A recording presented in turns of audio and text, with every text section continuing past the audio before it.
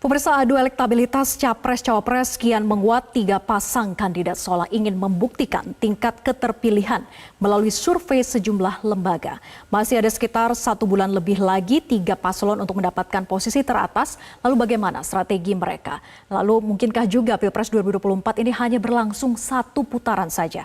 Kita akan bahas lebih lanjut bersama Teguh Juwarno, Jubir Timnas Amin, Aryo Seno, Jubir TPN Ganjar Mahfud, Aceh Hasan Sadzili, Jubir TKN Prabowo Gibran, dan pakar komunikasi politik Profesor Karim Suryadi. Selamat malam Mas Teguh, Mas Aryo, Kang Aceh, dan juga Prof. Karim.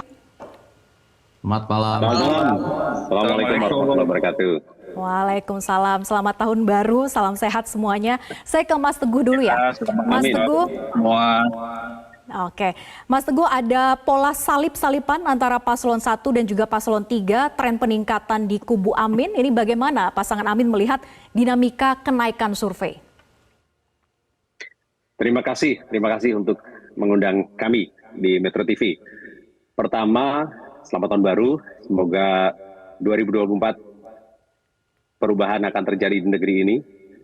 Dan yang kedua, kami tentu menyampaikan apresiasi kepada publik, kepada masyarakat yang kemudian secara objektif dari hari ke hari melakukan penilaian dan memberikan momentum yang sangat baik buat pasangan nomor 1, di mana kemudian hari-hari ini survei memberikan indikasi bahwa pasangan nomor 1 sekarang menyusul atau tepatnya sudah beriringan dengan pasangan nomor 2. Dan ini menjadi semacam pembuktian dari keyakinan kami bahwa pelan tapi pasti, sebagaimana filosofi kami, insya Allah pada tanggal 14 Februari nanti, publik ketika masuk ke bilik suara, mereka pasti akan mengawali dengan berdoa, dan doanya pasti diakhiri dengan amin.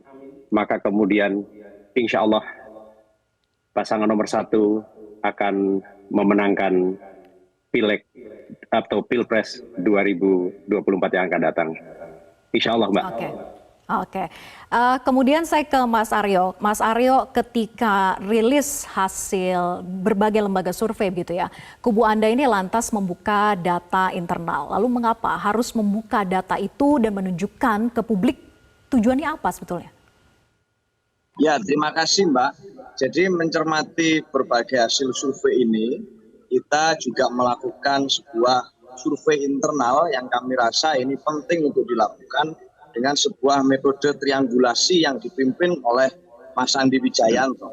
Metode triangulasi di dalam survei ini itu meliputi beberapa cara untuk kemudian melihat atau memonitor elektabilitas day by day dari setiap para pasangan capres dan cawapres dengan metode antara lain wawancara, kemudian FGD, dan kemudian media prediktif analisis. Dengan metode yang sama ini dulu Pak Jokowi di tahun 2014 dan 2019 juga menggunakan metode survei di internal tim pemenangannya dengan cara-cara semacam ini, yang kemudian juga ada Mas Andi Wijayanto di situ. Maka kami percaya bahwa seluruh hasil survei ini tentunya akan kami hargai, akan kami jadikan sebagai panduan untuk bagaimana menata langkah ke depan dengan lebih baik dan lebih terstruktur. Tapi kami percaya bahwa hari ini ada banyak harapan rakyat bersama dengan Ganjar Mahfud. Itu kami terima, kami serap aspirasi dan seluruh antusiasme masyarakat itu dalam kedekatan Pak Ganjar dan Pak Mahfud saat berkeliling berkampanye di tengah rakyat. Kita tahu bahwa kalau bicara tentang Pilpres kemarin, Pilpres ini kemarin baru setengah babak, jadi 45 menit pertama. Kemudian ada tahun baru yang hari ini kita merasakan masuk di tanggal 1 Januari 2024. Ini semacam putaran babak kedua. Jadi peluit half time-nya sudah berbunyi. Nah, kami percaya bahwa karena Mas Ganjar ini dideklarasikan di Hari Kartini oleh PDI Perjuangan di tahun 2023, ini semacam habis gelap terbitlah terang. Meskipun kemarin banyak hal yang kita rasa gelap, itu ya, kita habis menutup tahun dengan terjadi relawan kami dianiaya oleh oknum TNI aparat di satu wilayah di Boyolali di Jawa Tengah. Tapi kami percaya bahwa di tahun 2024 ini akan jadi momentum rebound yang luar biasa, di mana rakyat, seluruh elemen masyarakat akan melihat bagaimana kerja-kerja nyata, bagaimana gagasan yang paling realistis yang ditawarkan oleh Mas Ganjar Aryo, Mahfud dapat berpengaruh pada suara. Jadi sebetulnya apa tujuannya data internal itu kemudian dibuka ke publik? Apakah untuk membantah hasil survei eksternal yang menunjukkan tren penurunan elektabilitas pada Ganjar Mahfud? Ya tentu sebagai satu catatan penting, sebagai pembanding bagi para data yang ada. Kita melihat bahwa kalau di data internal kami ada 37%. Toh di dalam setiap survei yang kita baca juga deviasinya sebenarnya cukup berbeda-beda, Mbak. Satu survei ada 27%, ada yang 21%, ada yang 30 sekian persen.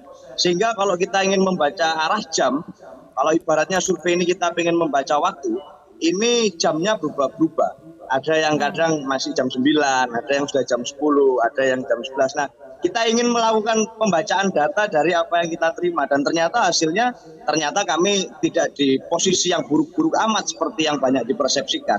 Ya, apa yang menjadi kami satu kesimpulan dari yang kita lihat dari seluruh survei ini adalah sudah pasti Pilpres ini kemungkinan besar 2 putaran.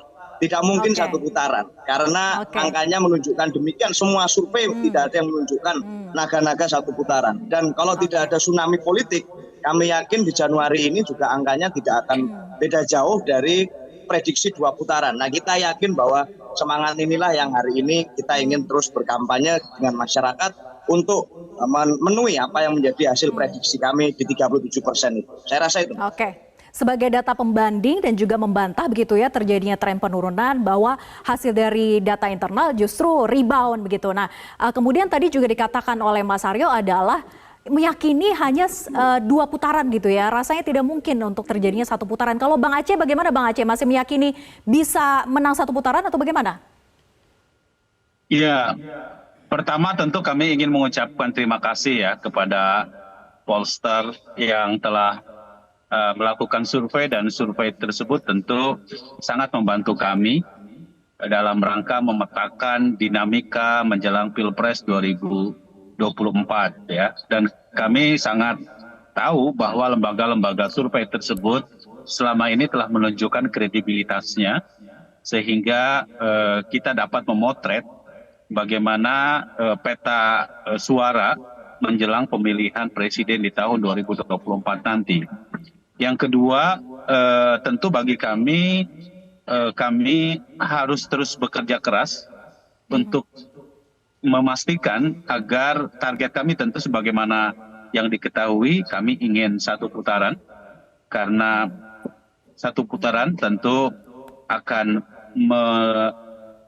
banyak berdampak positif ya, terutama bagi kepastian politik, selain bahwa memang tentu polarisasi di tengah masyarakat pasti akan diatasi gitu ya. Dan bagi kami tentu hasil survei ini akan semakin melecut upaya kami dengan melakukan berbagai langkah-langkah ke depan. Pertama, tentu kita tahu bahwa nanti akan ada 4 kali lagi debat Capres-Cawapres. Kami akan memaksimalkan debat Capres-Cawapres. Dari berbagai survei yang dilakukan, ternyata ada dampaknya dari debat Capres-Cawapres tersebut. Sebagaimana yang kita tahu bahwa dari rilis berbagai lembaga survei mengatakan, terutama pasca debat Capres-Cawapres, itu ada dampak elektoral yang didapatkan oleh pasangan Capres kami. Dan pada awalnya kan masyarakat underestimate terhadap Mas Gibran sebagai Cawapres. Namun dengan tampilan yang gemilang pada debat yang kedua, membuat masyarakat terutama swing voters, kemudian yang undecided voters memberikan dukungan yang sangat luas terhadap Mas Gibran dan pasangan kami Pak Prabowo. Dan ini menunjukkan bahwa trennya sangat positif.